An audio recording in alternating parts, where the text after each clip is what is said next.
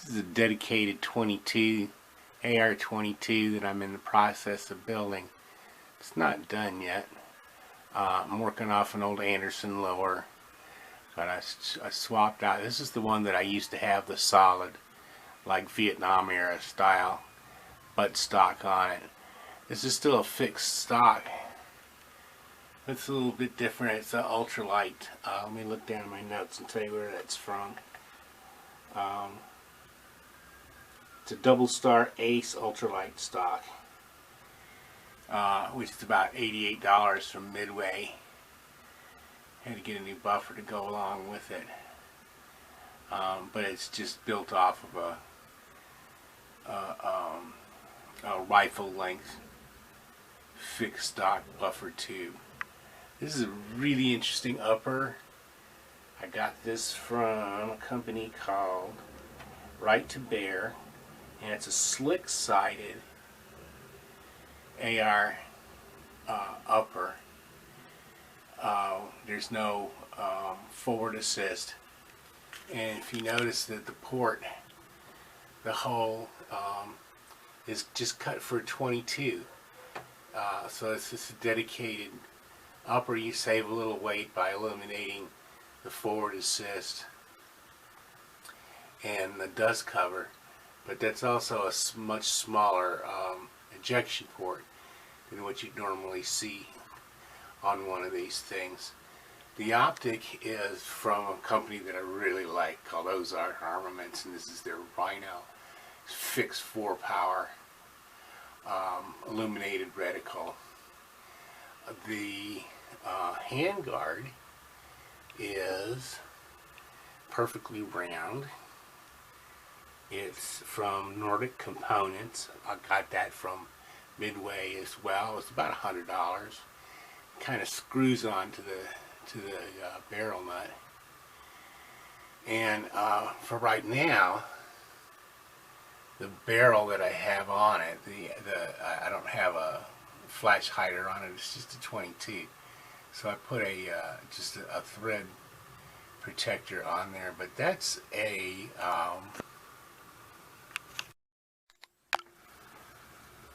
it's an AR Stoner barrel. It's a 223 Wylde barrel that I got from Midway to just kind of hold the place of the barrel for this entire assembly, and I can shoot it and play with it and stuff.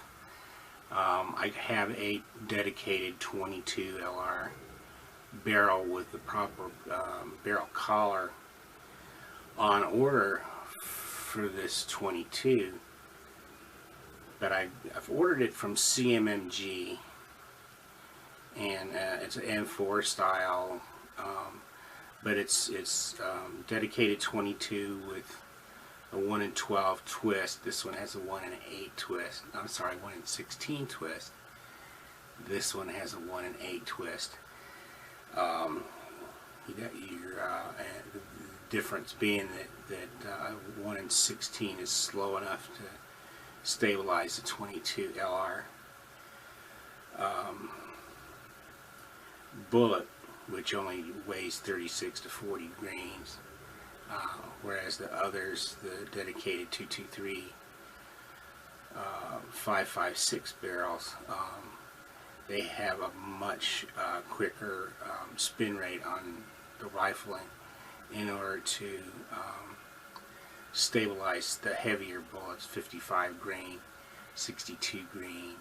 On the heavier the bullet, the faster you want it to spin when it comes out of the muzzle. Well, with 22, you want it going really slow. It's one full twist in 16 inches, and that's what you're supposed to do. It's what's most common for 22. So I'm going to anticipate that the 16-inch barrel is going to shoot okay, but once I do get the dedicated 22 barrel, it's going to shoot a whole lot more accurately. I don't know. We'll see. In the meanwhile, I just got a note from CMMG that it's going to take a minimum of 20 weeks for me to get that barrel. And so I was shopping around for something else there's a dedicated 22 barrel that will work in this system that I could probably get quicker than I can from CMMG. I don't know. Pickings are pretty slim out there. CMMG does do a 20-inch dedicated 22 barrel, and it would be much more fun for me to have a 20-inch than the 16. If I can get the 16 and then get a 20-inch later, what I might do is build a I think that my next build is going to be a retro. It'd be nice to be able to build an M16A1 like we had back in the Vietnam days. Those had 20-inch barrels, so if I can find a 22 20-inch barrel, I might just build a replica M16A1, only make it a dedicated 22 as well. That would be a pretty unique firearm, I would think. We all know that I'm kind of 22 happy, so it's the holidays right now. The money that I used to build the 22 that I just showed you was stimulus money from the federal government. But before that, I got a nice little piece of change over the Christmas holidays, and I spent it on 22 long rifle technology. Let me show you that particular purchase as well.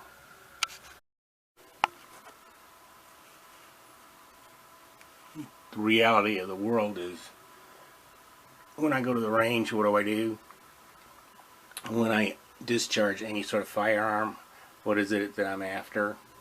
Well, it's usually in a little indoor range, and I shoot a maximum of 25 yards. And even when I'm outside, all I'm shooting at is paper targets. And the name of that game is accuracy. I've always wanted a dedicated, like a 22 target pistol. I've got a number of other 22 pistols. I've got the Smith & Wesson Compact 22, which is a really fun gun to shoot. Got a couple of Heritage manufacturing. There's single action 6 shooters. I got a little 3.5-inch barreled one for my wife. She keeps it in her underwear drawer, and then I got a 6.5-inch. I've shown that before. Now I got Smith & Wesson Victory. Haven't shot it yet, although I've shot one. I rented one at the range one time, trying to make a determination as to whether I liked it or not. I really liked it. I didn't like the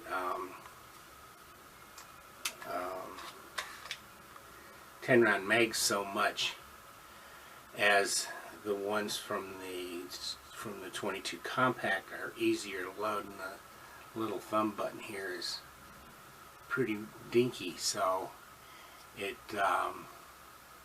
it's a thumb eater to load the magazines, but I got a little assist device for that. Works out real nice. This is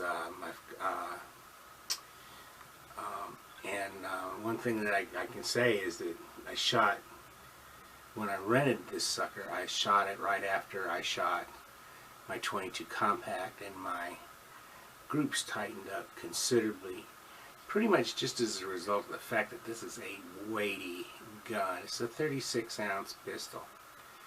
It's pretty heavy, but that's what provides you with the stability to be able to get nice tight groups. Added a couple of things to it before I've even shot it. I threw on a red dot sight. It's a Monstrum Tactical, the green, red, and blue one. I've got no idea how well it works. I guess we're about to find out. And also I put the halo attachment on to make it easier to charge the gun as well. This was a little, you know, pinching my fingers in there and pulling back that little bolt was, and I had a tendency at first to ride my fingers up, and my skin would get pinched there as well. But I really like the halo. This is going to make things really nice when I do go and shoot this eventually, which I hope is going to be pretty soon. Because it's pretty bad when you got like 3 builds or purchases that you've made in the last several months. You haven't had a chance to shoot any of them yet. That's the case with this monstrum. Case of the 22 dedicated 22 AR that I just built, and then my SPR, my 18-inch AR that I bought for serious target shooting out at the outdoor range. I've probably only put about 20 rounds through it, so I got a lot of virgin guns that need to be dealt with in an appropriate manner, mainly to load them up and shoot them. But I'll let you know how that goes after I do that. So this is Strib, and it's nice to see you all again. I know it's been a while, so we'll see you soon. Bye.